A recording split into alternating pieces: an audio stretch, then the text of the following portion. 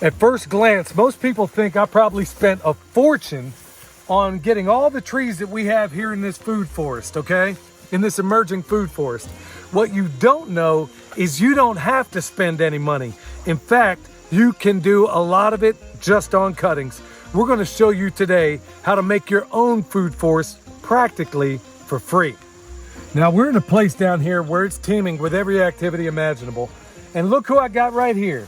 The greatest Pyrenees and the homestead honey. Yeah. Okay, so yeah, this video just went to pot just because this little, because my little puppy just showed up. So here we are in this food forest. Like I said, every activity imaginable. In permaculture, we learned from the great Bill Mollison that the problem is the solution. So Michelle, what is the problem you see? Or maybe it's not a real problem, but what is it you see going on with this fig we got right here? If you notice with the fig, you've got these branches that are growing vertically. And this one is kind of sticking out.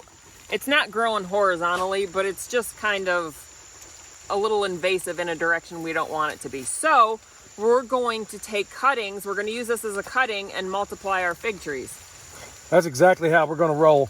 Now, Michelle, here's basically the tools of the trade of what we're going to do. Now, we're talking about figs right now, but stay tuned. We're going to get into some other things, and we're going to show you a really cool technique that you can use to get every tree you want for practically free. Okay. So. All right, come here, boy. We're just going to clip this at the bottom.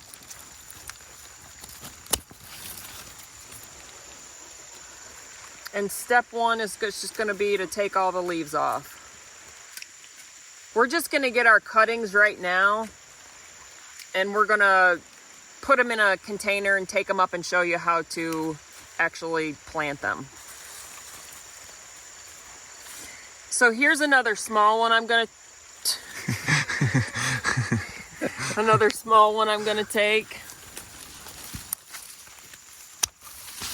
And that's probably it for this fig It's just tree. so lovely. Everybody here is just so lovely. So you're taking all the leaves off, or are you leaving the top ones?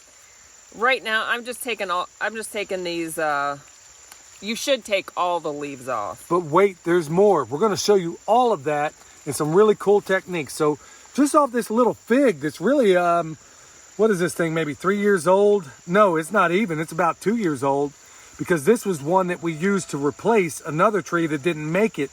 So I don't recall what that tree was, but this one, it's a fig because figs are extremely robust. They taste fantastic. Who doesn't love a good fig? And if you haven't had a fresh fig, you haven't had one yet.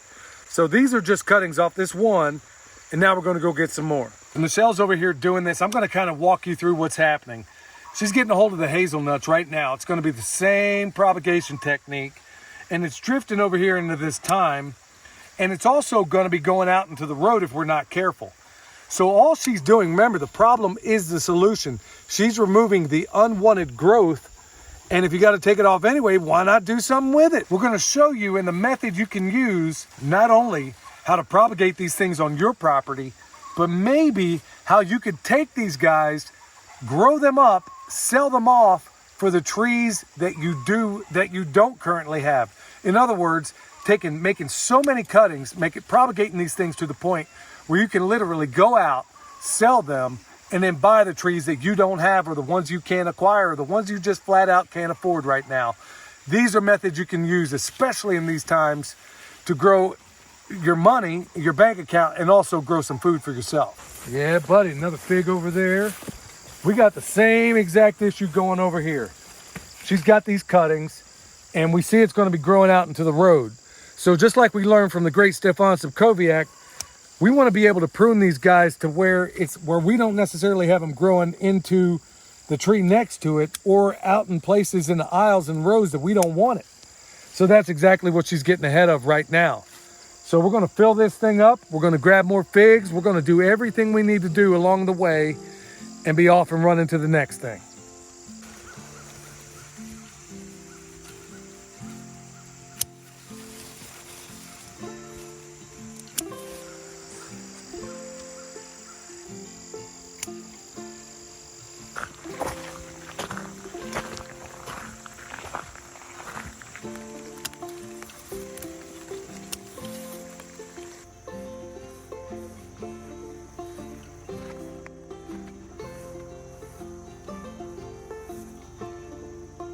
All right, so we're going to show you just how easy this whole process can be, y'all. It's really this simple. So we got a bunch of tree tubes right here, and they're inexpensive. You can get them on Amazon if you want. And pretty flexible. They even make them out of fabric. There's a bunch of different ways you can get them. So here it is. In these 2 buckets, I got altogether, your combination is going to be 60% potting soil. We've done videos on how to make your own potting soil out of your own compost. So we got that back in there if you want to see it. So 60% compost, 20% coconut coir, and 20% regular compost. Now in this case, I got the coconut coir and the potting soil right here in this bucket. And because I didn't already sift my compost, which is over here, this is the stuff we made. Because I didn't already sift it, I know that there's a lot of wood components in there. If I try to mix that in, it's going to rob a lot of nitrogen out of here. So that's not what I want. So I'm going to fill this up mostly near the top. And then all I'm going to do is top dress it with this bomb compost that I got right here. And that's really all we're going to do. And then this little tub that we got here, I'm just going to set it down in here and get it off to the station where the Homestead Honey is going to pick it up. Here are our cuttings, and I've taken all the leaves off, and you want your cuttings to be about 12 to 18 inches. So I can actually get 2 cuttings out of this. So I'm going to make a 45-degree cut. Now this woody part, your success rate is not going to be as high as this part. I think you get you can count on like a 90% success rate here. But even if I only get a 60% success rate, it's trees that I didn't have. So I'm at least going to try. So now that I've made my 45-degree cut, I'm just going to score it down here just to help promote root growth. And you don't want to go too deep. Just score it a little bit. You're just basically compromising the cambium layer on there. Right. And then I'm going to dip it in my rooting hormone back here that I'm being very, very careful with. Yeah, she's being cute there because she can be a little bit reckless sometimes.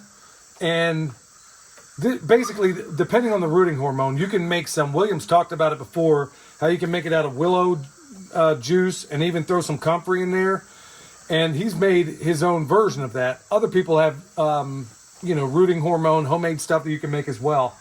In fact, Grumpy Acres, they're making some right now. And I believe, who else is making some? I think Ben and Denise have rooting hormone for sale at Renewed Homestead. Yeah, so check out either one of those.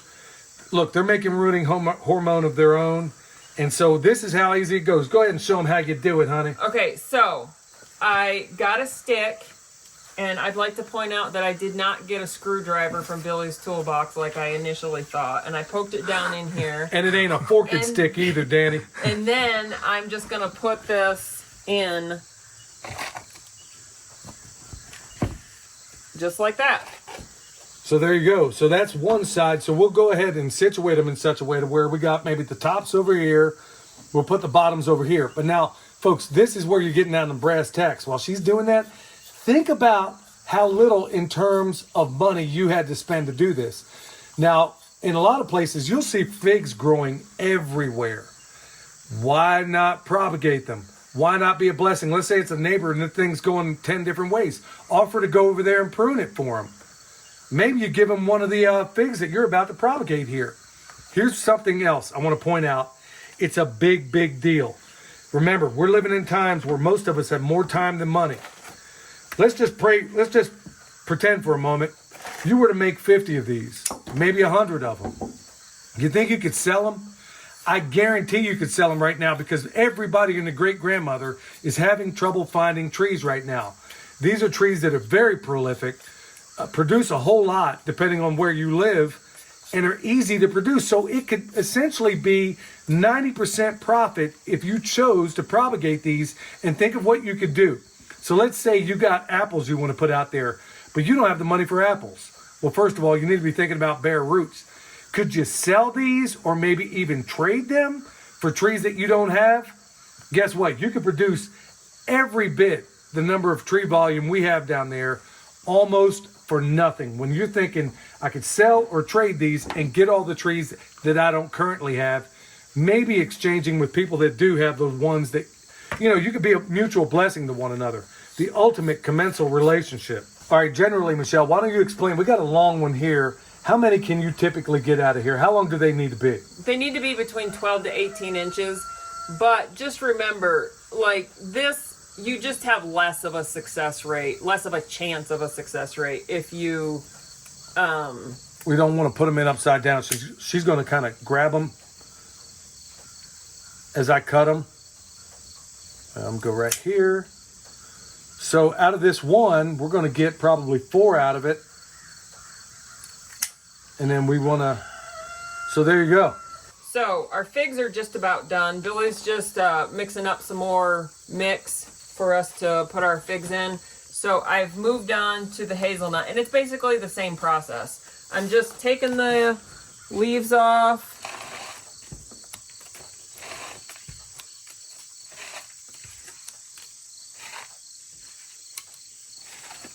And then I'm going to score the bottom of it.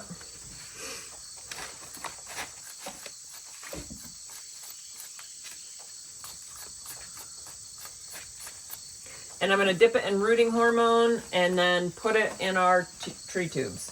Folks, something I want to point out here. Remember I told you in the last video that everything we're due, I'm going to talk about the preparedness component.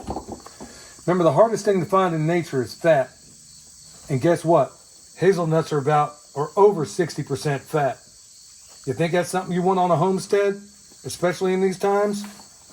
All right, let's take stock of this, y'all, because this is important. How much money are we into this? Well, because we chose to buy coconut core where that was under 20 bucks. Everything else was largely free. I mean, how much were these pots? You got 50 of them for how much? Yeah, it come in a pack of 50 for about $20. So it's really next to nothing. Think about what they're charging right now for a fig in a pot in one of these highfalutin places in town. We're talking, if you're lucky, 80 bucks. And 9 times out of 10, they took one with maybe a year's growth and stuck it in a 5-gallon pot just to rip you off. That's the kind of stuff that's going on right now. But you don't have to be concerned at all when you can take this method, bring it to bear, sell these things for almost a king's ransom when you consider what you got in it. And think about it. You don't have to be anything into this if you stop to think about it. There's so many different expedient ways you can make your own pots or use pots that are available to you.